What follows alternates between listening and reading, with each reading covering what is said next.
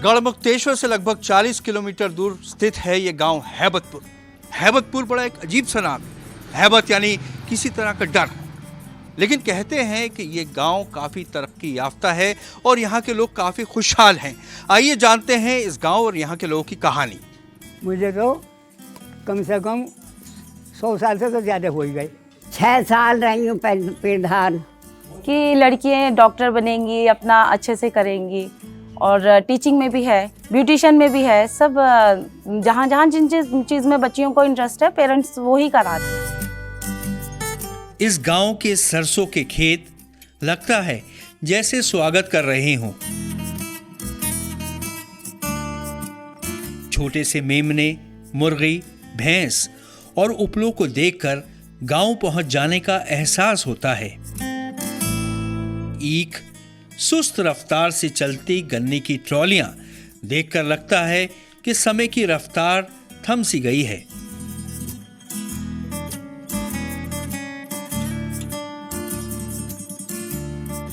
यहां के मकान और सड़कें भले ही पक्की हो गई हों, मगर बड़े शहर की भागदौड़ और शोर से दूर यहां सुकून का एहसास होता है। शायद यहां की आबो हवा का ही कमाल है कि 100 साल की उम्र के अलाउद्दीन खान अभी भी तंदुरुस्त हैं। वो लोगों से घुलते मिलते हैं। गांव की मस्जिद में नमाज पढ़ने जाने के लिए उन्हें किसी शख्स के सहारे की जरूरत नहीं। उनकी ये लाठी ही उनके लिए काफी है। मुझे तो कम से कम 100 साल से तो ज़्यादा हो ही गए, क्योंकि 5 साल का बच्चा सब कुछ जानने लगे, 5-6 साल का। वैसे अपने 2-3 किलोमीटर टहल लेता हूँ अपने। हाँ, नमाज पढ़ूँ, खेत है हमारे दूर, वहाँ चला जाता हूँ। कभी मैं बोलता हूँ खेतों पे चला जाता हूँ। हाँ, इतना जरूर है कि वो ऊंचा सुनने लगे हैं, ठीक अपनी रिश्तेदार बानो बेगम की तरह, जिनकी उम्र भी अब 96 साल की हो गई है। अपनी जवानी में बानो बेगम कई साल तक गांव की प्रधान रही थीं। 6 साल रही हूँ प्रधान। हाँ, हैबतपुर में सब चीज़ अच्छी है, अल्लाह की रहमत है। किसी की मार तोड़ लड़ाई शैतानी कुछ नहीं है, सही है। आजकल इनका ज्यादातर वक्त चारपाई पर ही गुजरता है। सहारे के लिए साथ में रखा होता है ये बेंत। छोटे बच्चों की आज भी वो बहुत चहीती हैं। इनकी दूर अंदेशी ही थी जिसकी वजह से गांव की ज्यादातर लड़कियां पढ़ लिख गईं। इन्होंने पढ़ाई लिखाई पर हमेशा जोर दिया। खेती से पढ़ाया, अपने कमा के पढ़ाया, चोरी डकैती कुछ नहीं है हमारे गाँव में, अल्लाह की रहमत है। पेरेंट्स भी बहुत सपोर्टेड हो रहे हैं बच्चों के साथ में। वो भी चाहते हैं कि हमारी बेटियां अच्छे से अच्छे पढ़ें, और मेडिकल लाइन में भी ज़्यादा चाहते हैं कि मेडिकल लाइन में ही पढ़ें बच्चे, ज़्यादा लड़की हैं। मैंने 10th और 12th doctor Abdul Sattar girls inter college Rajab Joya से की थी, और अब मैं बी फार्मेसी कर रही हूँ GMS college of pharmacy Rajabpur Amroha. जी, हमारी नंद हैं, उनकी बेटी है, उनके देवर की बेटी है, वो सब उन्होंने हैदराबाद, दिल्ली हमदर्द से मेडिकल लाइन से करा, उन्होंने BAMS करा उन्होंने बच्चियों ने। और भी हैं, और बच्चियाँ बहुत पढ़ रही हैं। यहाँ JMS है, महबूब अली ने खोला हुआ है, वहाँ से फार्मासिस्ट का कर रही हैं, और उसका भी कर रही हैं, नर्सिंग का भी कर रही हैं। हमारे गांव में मतलब जितनी भी गर्ल्स अब तक पढ़ रही हैं, सभी का अच्छे लेवल तक जाने का सपना है कि वो अच्छी एजुकेशन हासिल करें, कि लड़कियाँ डॉक्टर बनेंगी, अपना अच्छे से करेंगी, और टीचिंग में भी है, ब्यूटिशियन में भी है, सब जहाँ जहाँ जिन चीज़ में बच्चियों को इंटरेस्ट है पेरेंट्स वो ही करा रहे हैं। ऐसा नहीं है कि बर्डन भी है बच्चों के ऊपर कि नहीं साइंस लाइन ही करनी है। किसी भी चीज़ में कभी भी उनकी ज़रूरत पड़ती है तो वो फ़ौरन मतलब अपने काम को छोड़कर मेरे काम के लिए तैयार रहते हैं कि किसी तरह की कोई प्रॉब्लम नहीं हो उन्हें एजुकेशन में। इसमें पेरेंट्स भी हैं, पेरेंट्स ये चाहते हैं कि मज़हब की भी पढ़ाई होनी चाहिए, और ये अपनी जो हमें जिससे हमें अपनी लाइफ अच्छे से सिक्योर हो जाए, बच्चे अच्छे से पढ़ें, वो भी होनी चाहिए। पेरेंट्स के लिए ही उसका उनको श्रेय जाएगा इसका। तो इस गांव के ज्यादातर लोग किसान हैं या फिर कारोबारी, जो कि मेहनत में कोई कमी नहीं छोड़ते। बच्चे सब काम कर रहे हैं, खेती बाड़ी सब, बाहर का भी काम कर रहे हैं, बिजनेस कर रहे हैं। कोई कहे ना कि तरक्की नहीं होती, मेहनत करने से सब तरक्की होती है। जो वो इंसान मेहनत करेगा तभी तरक्की होगी, उससे पहले तरक्की नहीं हो पाएगी। हम लोग सब लोग आपस में मेहनत करते हैं, आपस में प्यार मोहब्बत से रहते हैं। देखिए, एक सबसे बड़ी है कम्युनिटी, एकता बनाए रखना। हमारे यहाँ आपस में सब नॉन मुस्लिम गाँव में चारों तरफ, लेकिन आज तक कोई झगड़ा नहीं, किसी से कोई झगड़ा नहीं, फिसाद नहीं।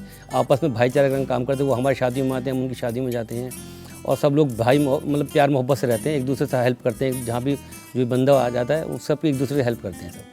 खेल कूद में रुचि के चलते यहाँ के लोग सेहतमंद भी हैं। मेहनत ज़रूरी है। किसी भी तरह को अगर स्वस्थ रखना है, इंसान की खूबसूरती उसके मेहनत से ही रंग लेकर आएगी। और आप मेहनत करेंगे तो ऊपर वाला साथ देगा, तो आप फिट ही रहेंगे। ज़िंदगी मौत तो ऊपर वाले के हाथ में है, लेकिन अगर तुम मेहनत करोगे अपने जिस्म के लिए तो कुछ तो फल आएगा। यहाँ के युवक देश की सेवा करने का जज्बा भी रखते हैं। सर, एक फ़ौज में जाने का एक लड़कों का जुनून होता है थोड़ा सा। उन्हें जो भी अगर तैयारी करते हो आर्मी या फ़ौज के लिए, थोड़ा सा देश की सेवा की लगन होती है, तो उसमें थोड़ा लगाव होता है उनका। तो हर किसी की इच्छा ये होती है कि फ़ौज के लिए, देश के लिए कुछ करना चाहता। फौजी गांव के असरदार शख्स हैं।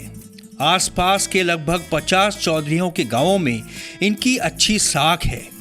ये उनके सुख दुख में भी शामिल रहते हैं। फौजी भारतीय सेना में 8 साल काम कर चुके हैं, अब कारोबारी बन गए हैं। इलाके में उनकी अच्छी खासी जमीनें हैं, ईंट के कई भट्टे हैं। इलाके में हुई तरक्की से ये संतुष्ट नजर आते हैं। सरकार चाहे अखिलेश की हो या योगी की, ये हर हाल में खुश हैं। देखिए, गांव का लाइफ तो अलग ही होता है शहर से, बिल्कुल हटका अलग है। यहाँ की आबो हवा, ये सब कुछ अलग होता है। सुकून की ज़िंदगी है, की मीमी नहीं है। शहर में तो ऐसे रह रहा है इंसान जैसे कबूतर हो, शाम को अपने दर में बढ़ना है, ऐसे वो तो लाइफ तो है शहर का।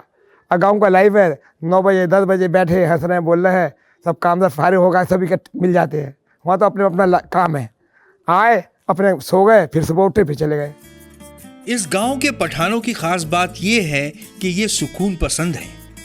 यहाँ के लोगों का कहना है कि इस गांव में FIR नहीं कटती। गांव की आबादी माशाल्लाह 70% तो मुस्लिम है, बाकी 30% नॉन मुस्लिम है। लेकिन सब लोग भाईचारे से रहते हैं, बहुत प्यार मोहब्बत से रहते हैं। कोई आपस का कोई आज तक झगड़ा नहीं है। जब से देश आज़ाद हुआ है, एक भी FIR आपस में नहीं है गाँव की झगड़े की। सब मिल कर रहे हैं, सब मिले हुए रहते हैं। हाँ। क्या राज है इसका? ऐसा है कि कोई ज़रा भी किसी में कुछ हो रहा है तो सब मिल के उसे ये कर लें। कैसे संभालते हैं? मैं उन्हें बिठा के बराबर में, और उन्हें प्यार मज़े से कि भाई तुमने क्यों इनके साथ ऐसा करा, क्यों करना चाहिए था। माफ़ी तरा भी कहने में माफ़ी मांग लो, इससे ये तो अपना आदमी, ऐसा होता है।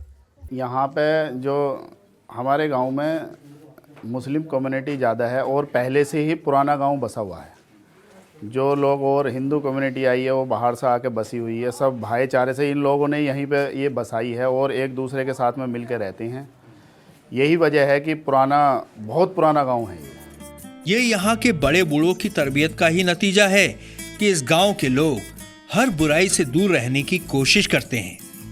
इस गांव में कानून व्यवस्था का कोई मसला ही नहीं होता, क्योंकि यहाँ के लोग मसलों को बढ़ने से पहले ही आपस में निपटा लेते हैं।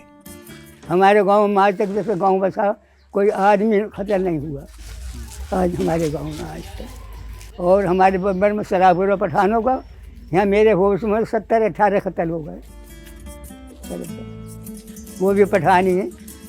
लोग महत्वाकांक्षी जरूर हैं और बेहतर सुविधाओं की अपेक्षा करते हैं। देखिए, कॉलेज हुआ है, कॉलेज ज़्यादा बड़ा, हमसे कोई दूर पड़ा। अब प्राइवेट कॉलेज ही ज़्यादा हो गए, सरकारी कॉलेज तो यहाँ है नहीं। कोई ITI हो जाए तो बहुत अच्छा रहेगा। तंदुरुस्त और खिलखिलाते बच्चे इस गांव की रौनक को और बढ़ा देते हैं।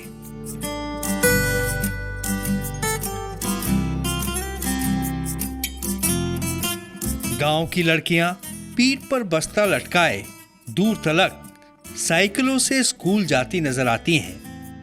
आजकल ध्रुवीकरण की दुनिया में ये गांव जन्नत की तरह नजर आता है। यहां आकर एक सुकून, खुशी और उम्मीद का एहसास होता है। हम दुआ करते हैं कि ये गांव हमेशा सलामत रहे।